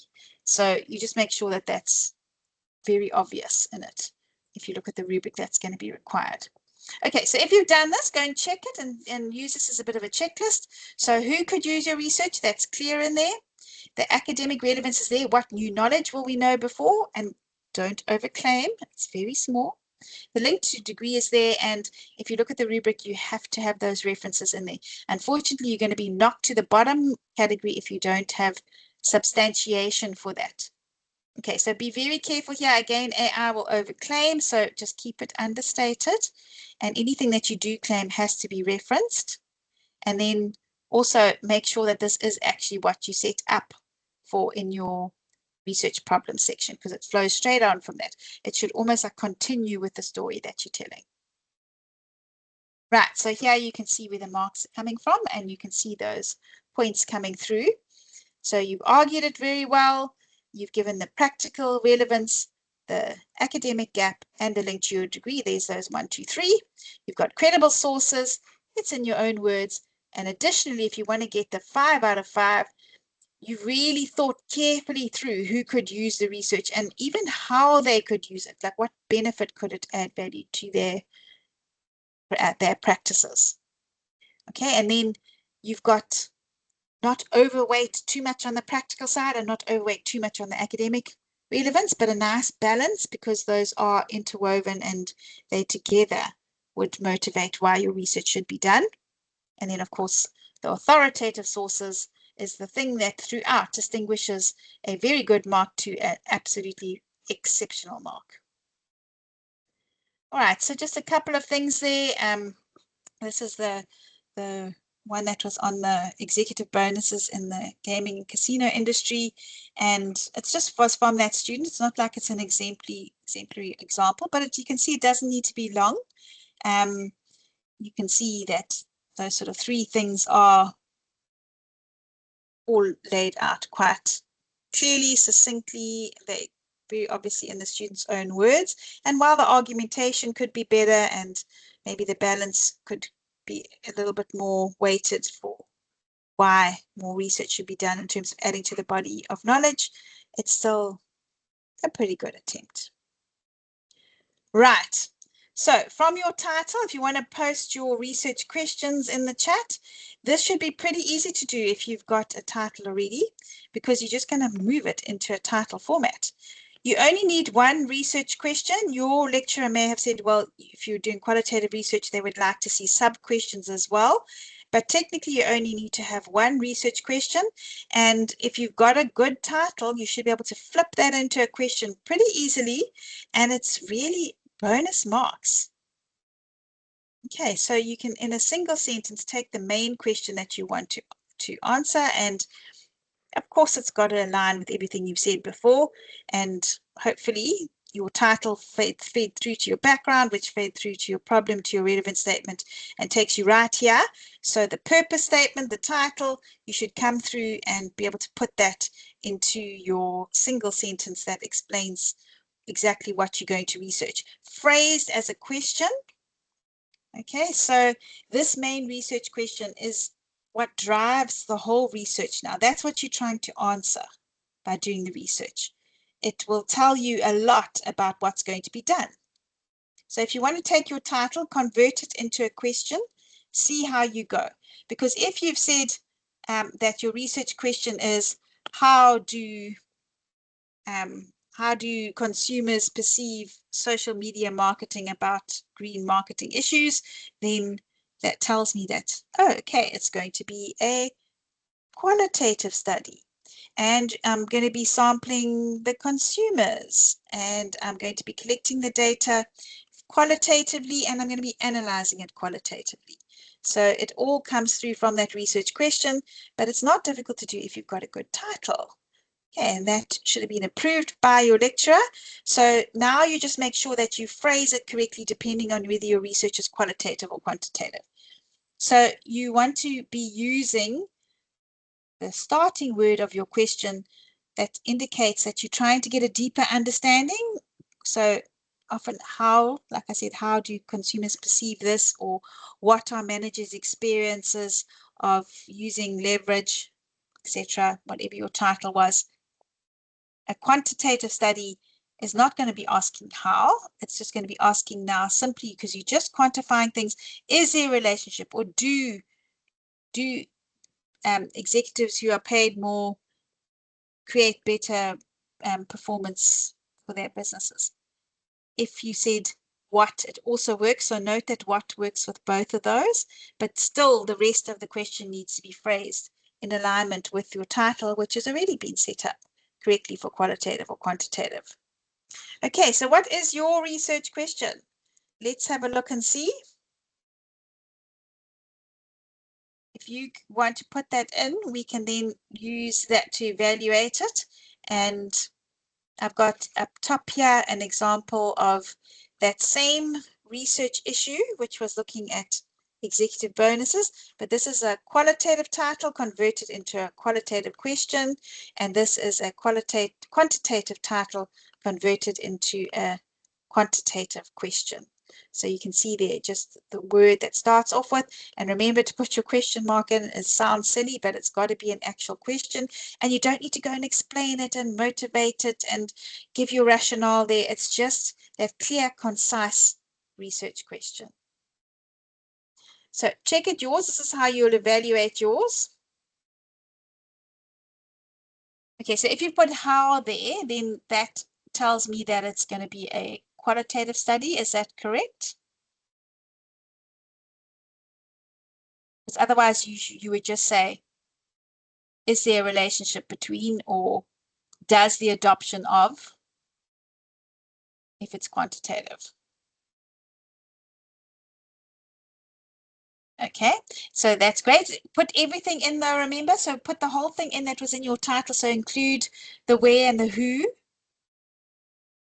Make it a full question. All right, so remember how we said that was like policy and infrastructure and land reform constraints. So if you are looking at that from a quantitative perspective, rather just pick one of those things. And then, yeah, so then if it's a quantitative study, then it would be better to not start with how, because how implies that you're really going to get to the nitty-gritty of it, whereas a quantitative study is just trying to get statistical data on it. Okay, so rather say do or is or so on. Okay, so if you're doing quantitative, then rather just say does the adoption of. That's all you're going to do. That's all you're going to be able to tell if it's a quantitative study. Nothing more than that.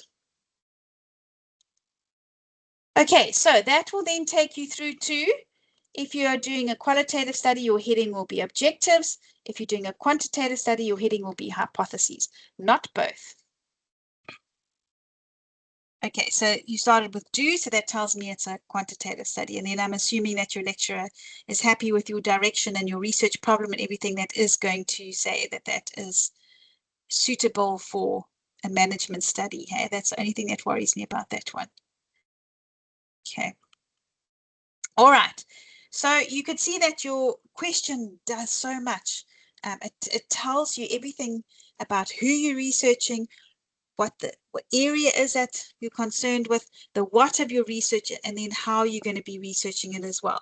So it's very clearly in that one question encapsulates everything that you're going to do. And an approved title, you just flip it into a question, use the right verb to start with, and you should be okay. And then you take that question, and if it's a qualitative study, you make it into objectives. And if it's a quantitative study, you make it into hypotheses.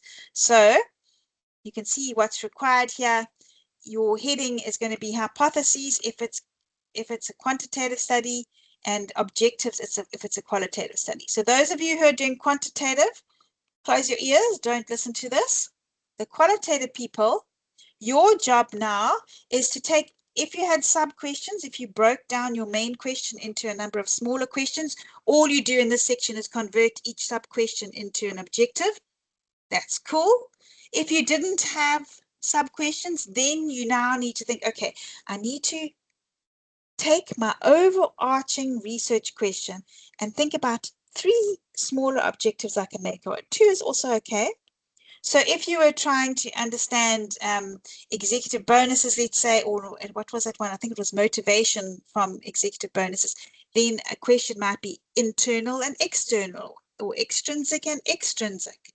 So you can break it down by just making it smaller. That's the trickiest thing. That's the hardest thing for the qualitative people to do, because you think, oh, I could also look at that, and oh, and you get excited, or you ask AI and it'll give you 3 things that sound like they're good, but they're going too broad. Your objectives must be smaller than your main question. Together, those objectives, once you've achieved them, would then help answer your overall research question. Okay, so whether you create sub-questions, and those are baby questions from the main question, and then you just flip each of those into an objective, or you take your main question and you come here and you find your objectives, just remember that you are looking to find smaller objectives than what your overall thing is. So it's quite nice just to take that into a how. So if anybody's, I think I've only got examples of quantitative ones. If anybody's got a qualitative question, we can try and use that as an example, because I think that that's quite tricky to do. Let's see. Okay, so that still sounds like a quantitative question though, hey, because you're looking at consumer behavior and how it's been impacted. But, or are you looking at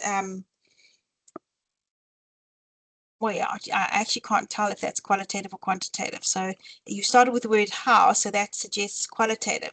But now you're looking at the relationship between behavior and financial data. So let me know what you're thinking about there first. Okay, there we go. Okay, so this one will work. So looking at procurement corruption.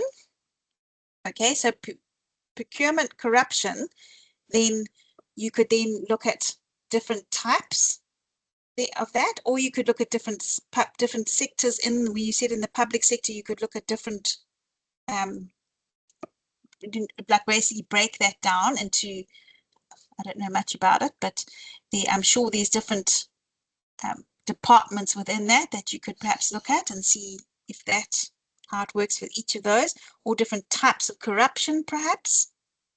You know, so it could be or where the corruption is. So from the tender process to the execution to the payment process. So you could break it down like that and create 3 smaller objectives like that. Okay, so all right, so it's a, what did you say? Qualitative. I said it is qualitative. Okay, so you can start with how then, and I think just watch out the wording. So when you said how it's been impacted, so who? So are you looking at the grocery store owners, I'm sure. So maybe your title was something along the lines of exploring grocery store owners' experiences of financial hardships. I don't know. I don't really know what you're trying to research there, because you're now looking at consumer purchasing behavior. So who would you get your data from? Yeah, I think I need a bit more there. All right, so the next one, so that's a quantitative question. That's fine. Just finish off the sentence though. Remember to put the who and the where in as well. Otherwise, that looks good. Okay, so remember that you are taking that question, but it's no longer a question now, it's an objective. So start off with the word to. Okay, so there's an example. There was a question, and now to make it into 2 objectives, you can see it's very, very similar. I've almost just like copied and pasted them and then broken it down into types of motivation. So that's a very easy way to do it.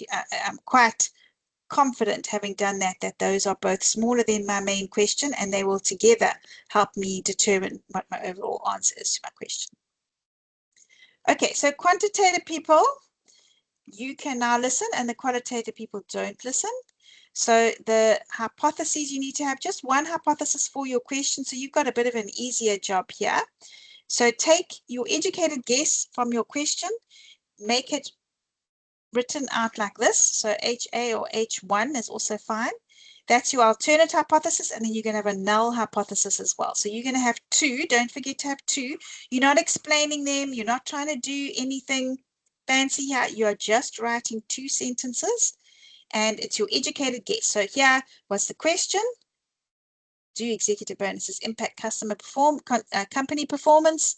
Then Yes, they do. So basically, executive bonuses will have a positive impact. Or you can simply say HA equals there is a relationship between executive bonuses and company performance. So it's your educated guess as to the answer to your question, and then your null hypothesis. You just start off with the words there is no relationship between. So just be very careful. The biggest mistake here that quantitative researchers make is to try and make it the opposite. So in other words, you have your alternate hypothesis as being executive bonuses will have a positive impact, and then you want to go and say for the null hypothesis that it will have a negative impact. That's not right. It's simply that there's no relationship. Okay, so it's not the opposite of the alternate hypothesis. It's that there is no relationship. So it's very easy for you just write exactly that. Then that will force you to do it correctly. And then you just finish it off with your sentence. Right, and while you can put a direction in here, it's not always necessary. You can just simply say there is an impact, or there is a relationship, and it's written in that format with an equal sign too, please.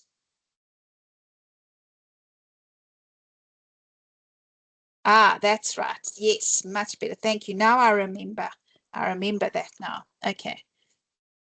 I was very confused. That's great.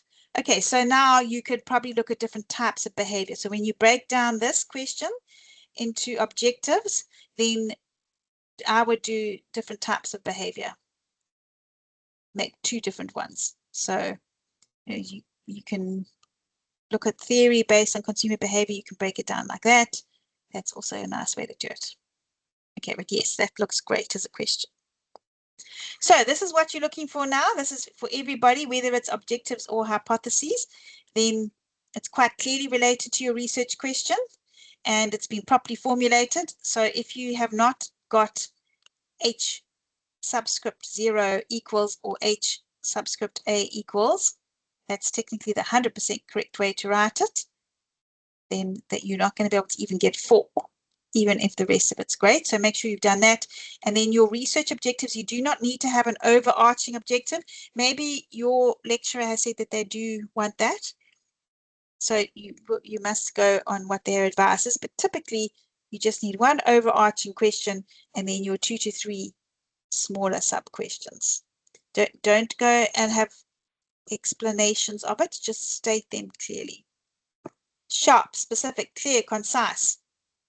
Feasible and ethical, you've already established from your title, so that's good. This is where you need to have them just simply formulated. So if I just go back to the example to see how that is crisp. There's objective 1. It's very tightly related to my question.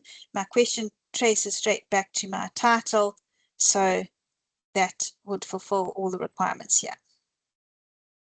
All right, and that's end of part 1. And if you do really well in that, I know it sounds complicated, but there's not actually a lot of writing that's involved. There just a couple of paragraphs here and there, and then single sentences. And part 1 will become project 1 next semester. So nail that right now, and it'll make everything much easier.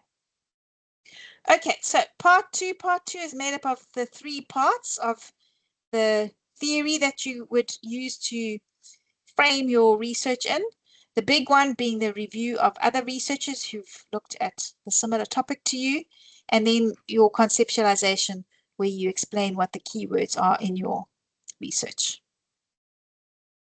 All right, so the first thing is theory. Do you want to tell me the theory that you've chosen? Those of you who've got that far. So this generally says, okay, well, these theories that are going to explain this phenomenon that I'm looking at already. So there's consumer behavior theories already. There's, if you're looking at drone adoption, well, there's theories that explain technology adoption. If you're looking at some financial leverage, there's going to be models perhaps that explain that. So a theory, a model, a framework, these are things that you're studying in your modules. So think back to one that you would have learned in first year, being Maslow's hierarchy of needs, that old one that explained motivation.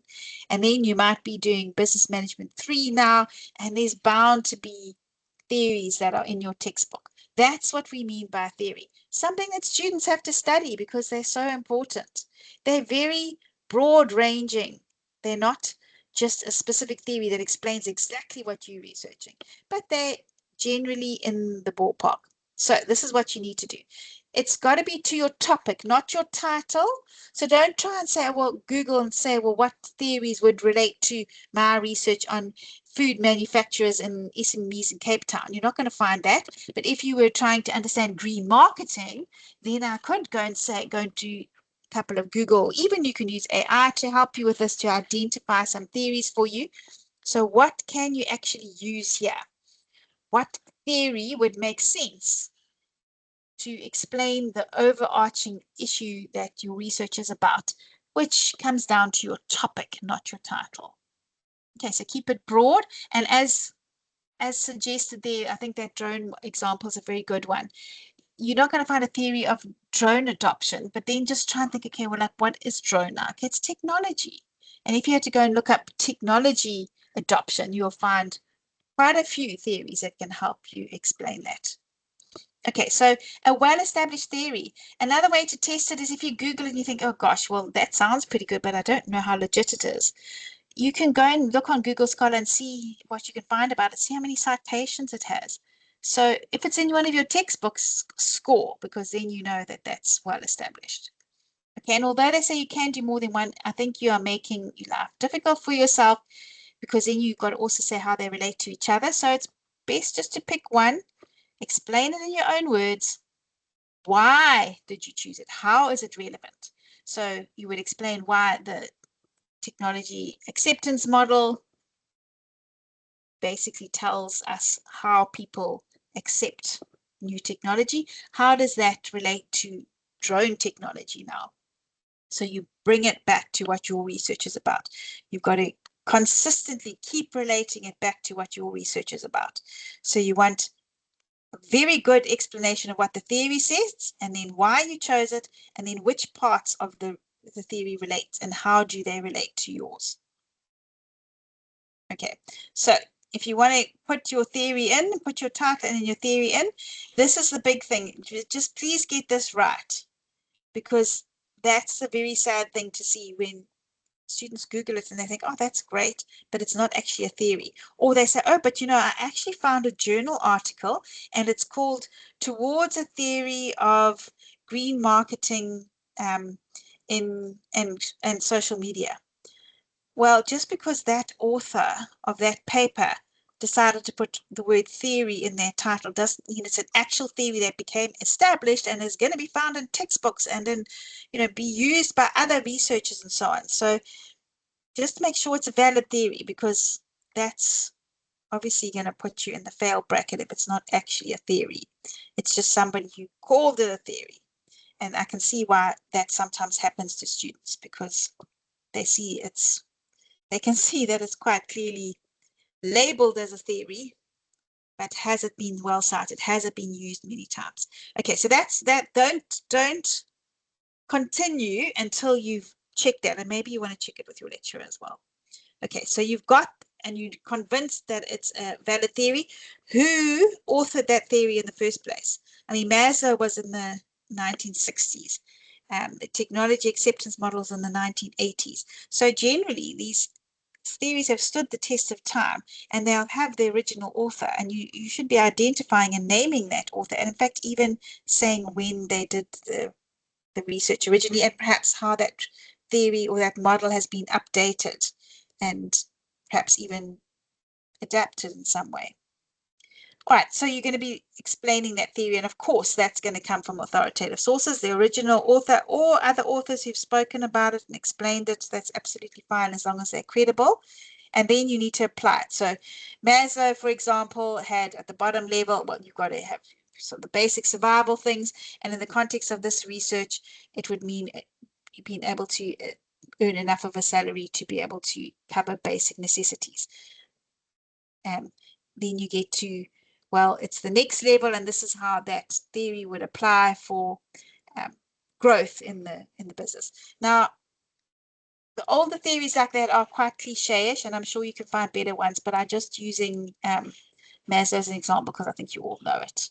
But look to your own textbooks and your own modules and try and see how that theory is going to apply.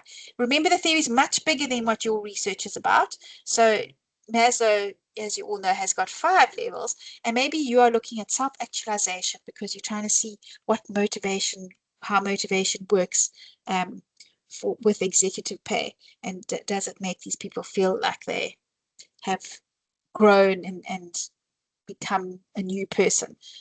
And if that was what your research is about, then you would say it's this element only of Maslow that applies for my research, that kind of thing. Okay, so again, it must be an actual theory. It must link. You have to be able to explain how it links to your topic. And then to do really well, you want to interweave them. So in other words, you don't want to have a whole paragraph explaining the theory and then a whole paragraph applying it. You want to explain the theory overall, then explain the first dimension of the theory or first element of the theory, and then pop in the application to your research. Then apply the next bit of the theory. State what it says, reference it, apply it to your research. And until you've covered everything, that weaving is a really good way to do it.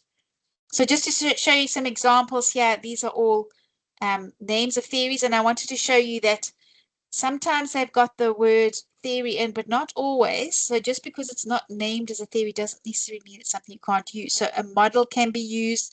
There's this index here. This one has got the word theory in, and it's very similar to another one. In fact, it's an adaptation of TAM. So, you could, in that case, explain that this theory evolved out of that one, and that's perfectly fine to mention both of them, because you're just showing how the one adapted, as opposed to saying that these are two completely different theories. I've got one of technology and I've got one of consumer behavior. That is perhaps not a wise use of theories, but if they are both related to the same thing and one grew out of the other, then it's fine to mention two as well.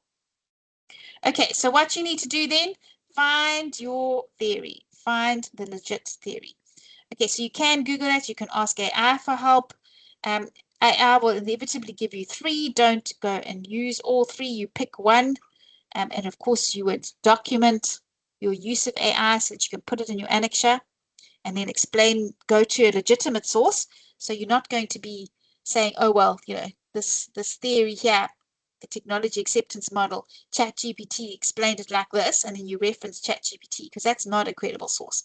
But if you use something like Perplexity, or there's a number of other research-specific AI engines that can help you, that tell you the source that it came from, and then you either trace it, or you just go and say, okay, well, I've got my theory now, let me go into Google Scholar or EBSCOhost and actually find proper articles that I can legitimately reference. And remember that AI will also try and give you references, but they are often not correct.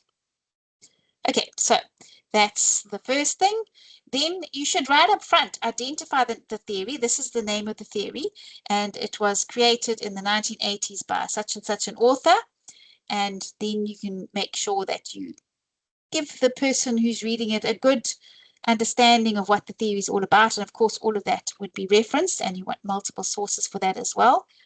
And then the application parts can include these things. It doesn't always work, but like, why is this a good theory to be using? Which parts apply? Because as I said, the theory is very often a lot broader than what you're researching. And then it's quite difficult to do the application. So eyeball your answer at the end. And if you think, oh gosh, I've got 3/4 theory and only a couple of sentences application, then try and add a bit more application. Try and interweave it in later. Or maybe when you first define a theory, explain why you used it, and then outline the concepts of the theory, apply that. Then maybe end off again with this, how this particularly relates, or what elements relate. And at that point, you can apply it again. And that will get you up to sort of a half there. Okay, so, and I know this is about the 10th time I've said this, but if you do not choose an actual proper theory or model, then you you probably will get 0 for this section. It's very difficult to get more than that. Okay, so check that. Check that it is a proper theory. It's not just named as a theory. And of course, if it's nothing to do with your topic, I can't see that you will do that. But anyway, that's obviously a big error that would take you down the wrong path. If you don't reference in there, that's going to be an issue. And if you look at the rubric, you have to both reference probably the original author, but then other authors who've also used it, maybe your textbook, at least one other one. Or if you lack application, that's a biggie. Okay, so it's suitable, as you can see here. You've explained it and you've justified it and you've given a nice little story there. You've argued it well. You've got those credible sources. If you want to do really well, they must be authoritative, so from a textbook or from journals. You've explained it in your own words, clear and coherent explanation of why this is really a suitable and the most suitable theory for your research. And you have integrated it. So that's that weaving that I was talking about. No, just explain the theory and then apply it, but the whole way through, explain, apply, explain, apply, explain, apply. Okay, so this final part now is the big one on, well, second final part on the review of the previous literature. So first of all, you are only reviewing other people who've researched what you've researched. If somebody else has researched exactly what your title says, then why are you doing it? Because it's already been done. Okay, and that is something that is the purpose of a literature review, to say, what is the current state of research on my topic? Well, nobody's actually done this research in food manufacturers and SMEs in Cape Town. And that should be the final point that you want to make at the end of your literature review, because that's the point. There's a gap in the research. This is why I'm going to add to the body of knowledge, because while other people have also looked at green marketing or executive bonuses, they may have even done that in the consumer and gaming industry, but they haven't done that in the context of South Africa, and specifically not in Gauteng. So it's that argument that you want to build up to. So that's why you're doing it. You're doing this to show that you have consulted the literature and you've seen all of the other people who've done this research, who went out and interviewed people and surveyed people and collected their data and analyzed it. And what did they find? And how did they define terms? And how did they do the research? What did they find that was different to somebody else? So it's not just simply a case of reading through other people's research and reporting on it. You've got to compare it as well. Okay, so they've been very kind though and said that you only need to find 5. And let's be honest, if you had to really understand the lay of the land and understand all of the current research on your topic, it would take a lot more than 5. And I would say definitely aim for more than that. But they are going to need to be journal articles. So if you find other things that are great that are from maybe from conferences or white papers, and you know how you get, especially in some of the latest stuff, comes from some of these consulting companies. So you might find an excellent report by the PwC, or maybe even from the World Economic Forum or something like that. You can still use them here, but they don't count as part of your 5. So those need to be over and above. Okay, so definitely no normal Google sites at all, not even one single one. You should be able to find them all in Google Scholar. There's a number of academic search engines that you can use as well. I'm going to pop one in for you. That's nice because it's free. Just want to get the URL for you. And it is an academic one, and it only finds academic sources, which is great. But, you know, you can also try and use any AI to help you, as long as you, again, report on it and put it into your annexure. That's fine. Okay, but give that one a go. And you would just acknowledge that you've used that. Okay, but that's a nice way to ensure that you're only getting legit articles that are all fine to use. Okay, so let's just go back here.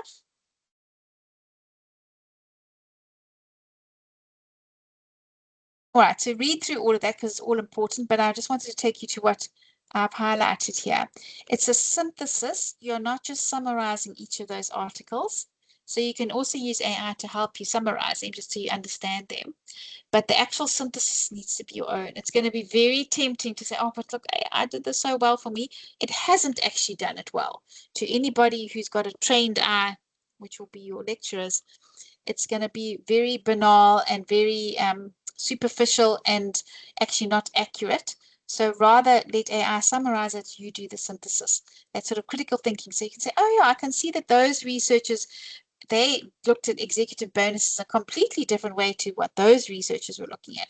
And oh, well, these 3 articles are not articles because you refer to the authors. So Smith and Brown and Jones all found that executive bonuses did indeed increase executive motivation or company performance or whatever it was. However, this researcher found a came to a different conclusion.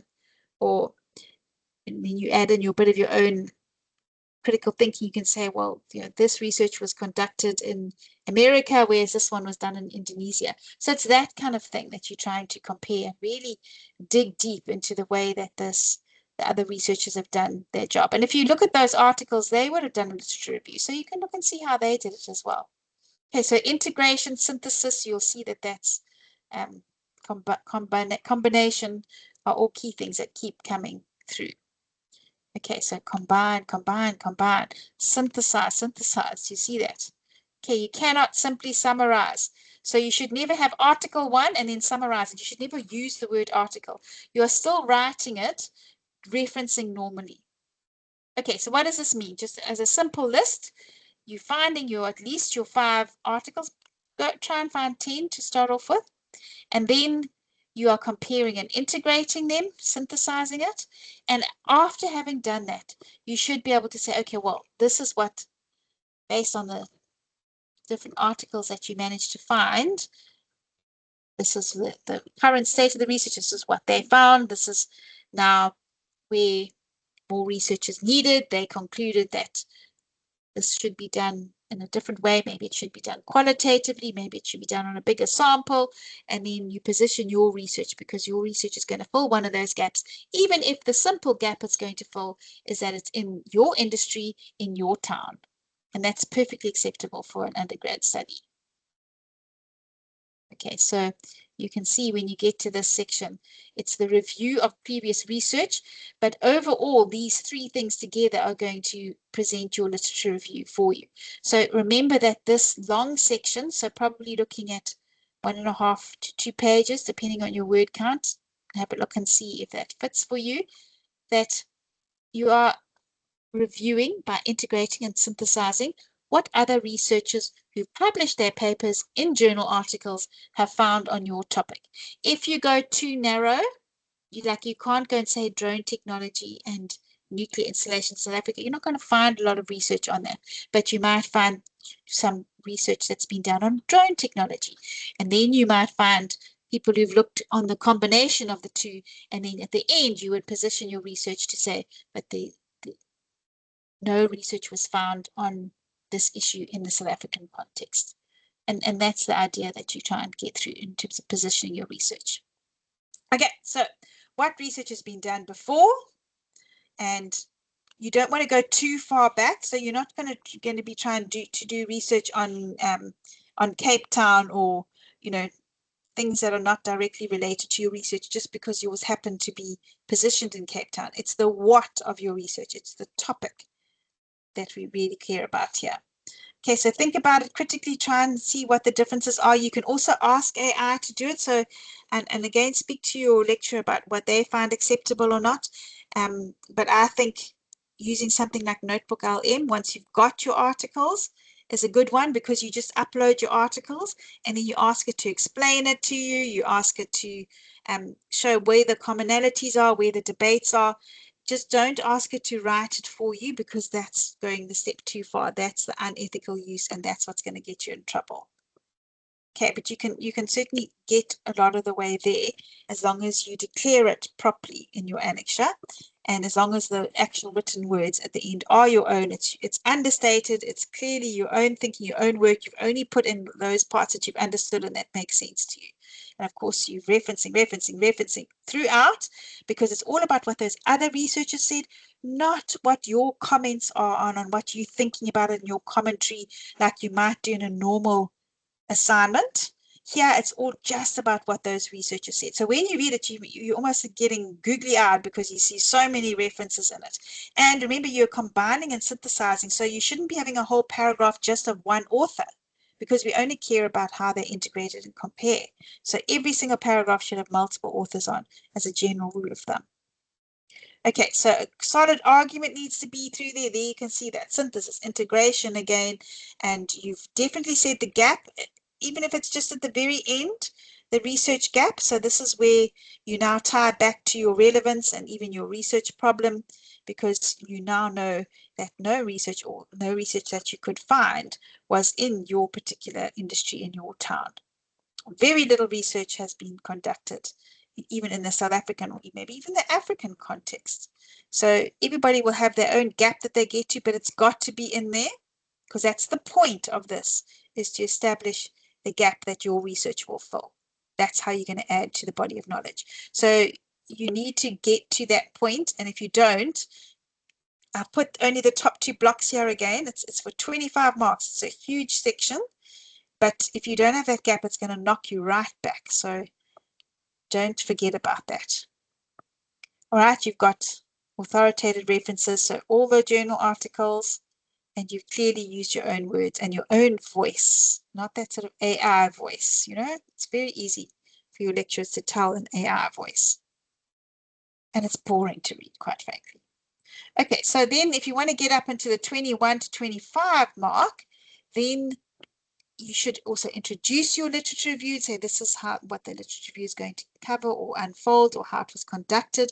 You've also perhaps put subheadings in there as well, and those subheadings lead the reader on a journey from sort of broad issues that you're talking about, drone adoption, and then you eventually get down to in the specific industry that you were looking at, and it's clearly related to your research problem.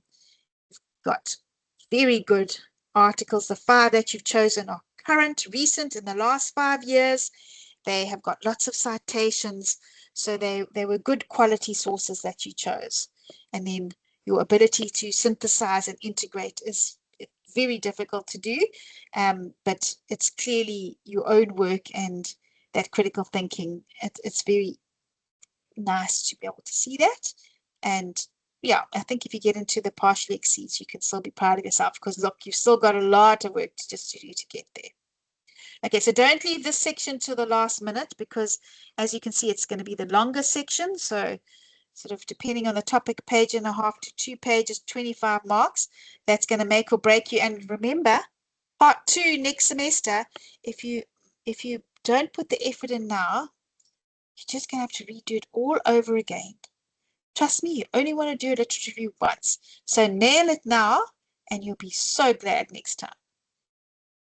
Right. So just some of the do's then. Remember that they've got to be journal articles. Yes, you will summarize it, but not inside your document. Do that in Notebook or in your own summary, or however you want to do it. That's fine, because it's understandable that those articles are quite hectic, the journal articles. But the summary never goes into your lit review. That's only the integration, the synthesis, the combination. So you use words like, well, you know, Brown 2018 said, da, da, da, da, da, and Smith in 2019 continued, or however, found a contradictory result. So your whole way of writing is always going to be integrating, comparing, by saying things like in addition or however. So if you say in addition, then the reader knows, oh, okay, so this other author also found that. Oh, but this one, now you've said however, so this author actually contradicted that first one. And that's the way you build your argument up. And then don't forget your research gap at the very end is absolutely fine to do it there. Okay, so then the opposite of that is if you just had to summarize, that's going to put you right in the bottom block. Okay, and the bottom block out of 25 is not pretty. It's anything from 0 to 11. So I think if you understand that if you're not summarizing, it means that you're not integrating. And of course, lots of referencing, because it's not about your opinion on what these authors found. It's purely on what they found and how those things compare. Okay, written by AI or too short, those are going to be the problems that you're going to have. Right, so guys, thank you for hanging in. We haven't got much longer to do, but I just wanted to show you there as an eyeball. So you can bracket stack. So if two authors said one thing, that's also fine. But if I look at this one paragraph, I can see at least they've got multiple authors. And even if we come back to the same author as before, that's also fine, because now you're weaving them into each other. And then this is an example of a simple little statement about a research gap at the end. So, this literature review has shown that there's been a lot of research done on whatever your main topic is. However, there's not much, or there were no articles found specifically on this industry in Cape Town or whatever you're researching. So that establishes nice understatement. Remember, it's not critical that this research is done.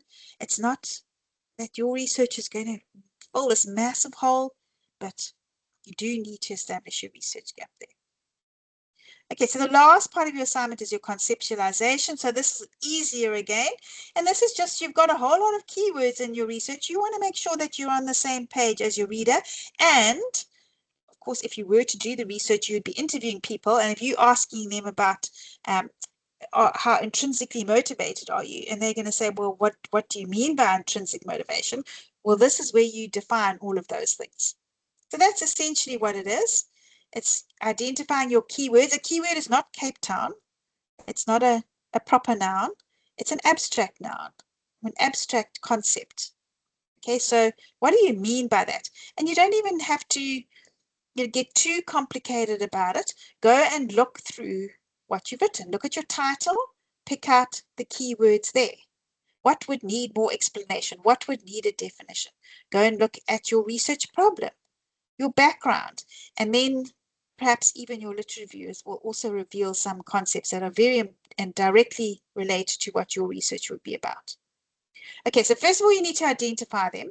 Then you need to explain or define them, and you have to reference that from an authoritative source. So not from a blog, not from dictionary.com. And that explanation, put it in your own words, and then apply it to your research. So you could give a relatively formal, well-established from one of your journal articles, probably from your literature review. Your key concepts have probably been defined there already, and you can say, oh yeah, that author, that's exactly how I define extrinsic motivation. And then you cite them here as well. And then you say, in the context of this research, intrinsic motivation is directly related to those executives and how they will be internally motivated to do X, Y, Z. So something like that. Okay, the quantitative researchers, remember that your research, you're going to need to quantify things. So it's not how you would measure them in terms of, oh, well, I would run this stat on them or that stat on them, but you need to, in your conceptualization, in your definition. So if you had to say, let's say the leveraging, or what company profit is, and you are wanting to see if executive compensation impacts company profit. Well, what do you mean by company profit? Well, it is the net profit after tax in the 2024 financial year. That's something that I can actually measure. So you need to define your things very specifically like that. Okay, if you want to do well, obviously reference as well. Okay, so too generic. This is, to me, always the big thing. And if you have one single concept that you haven't referenced, you're going to be knocked right back into the early block of the referencing. So be careful of that. Okay, so that's a big thing. And then, of course, don't put in things like Cape Town or what a supermarket is or something like that. They shouldn't be long. It does not need a whole paragraph. Only AI gives long paragraphs. And then it shouldn't be too short, because if it's too short, you've probably just given a generic definition and you haven't related it to your research. And if you can give 2 references, that's even better. Okay, so identify them, define them with a reference. The quantitative people need to, what we call, operationalize, or just show how you're going to measure. And then qualitative people, you're just going to explain, give a general explanation. Imagine you were interviewing someone and they asked you, what did you mean by that? Okay, so the relevance to your study would be, in the context of this research, executive compensation means, and then you would take that definition and make it just right for what your research is all about. Okay, so a 1-sentence definition, first of all, with a reference is fine, and then a 1-sentence explanation typically will do it. No 100% exactly exact blueprint because it does depend on your research, but generally. And if you can use multiple sources with that bracket stacking where you have more than one reference in the same bracket, that's great. If you want to do that, that's going to be needed to get in the top block. Okay, so you've used multiple sources is the only way to get up here. But otherwise, it's simply, as I've said there, a concise definition. You've contextualized it by relating it to your research, and you've used authoritative sources where, again, an authoritative source means one better from a credible source. Okay, there you get bonus marks because you get 5 marks just for the formatting. So if you follow this kind of template, there's your format done. So that's all good. And of course, you're going to also need to make sure that you have proofread it, please. Make sure that your referencing is all good. Make sure it's all in your own writing, concise writing, quality over quantity. That's going to give you 5 marks. Do a simple Microsoft Word editor check on your spelling.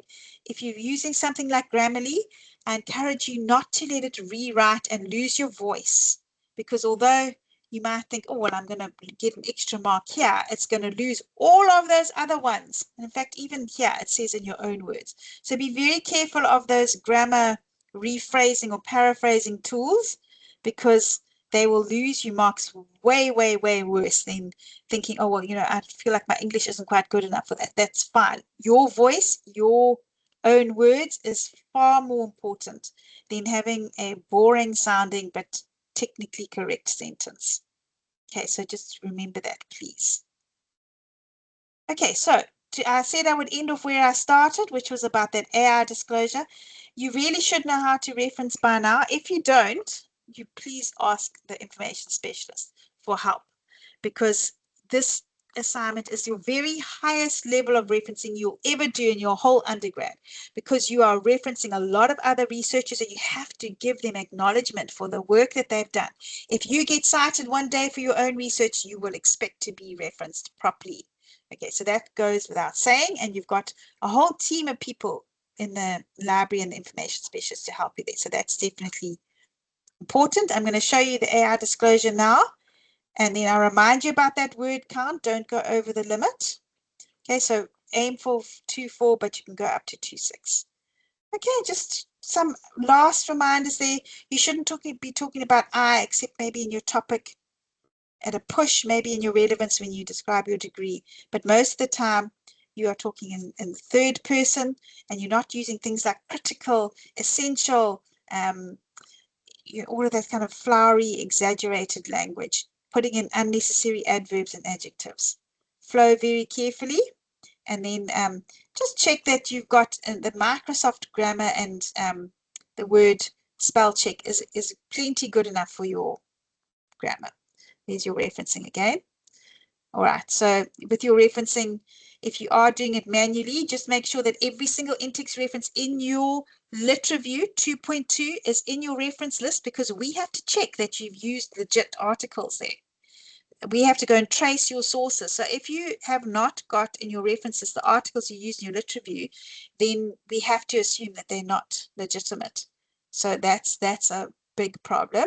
So definitely go back and check that those things match each other.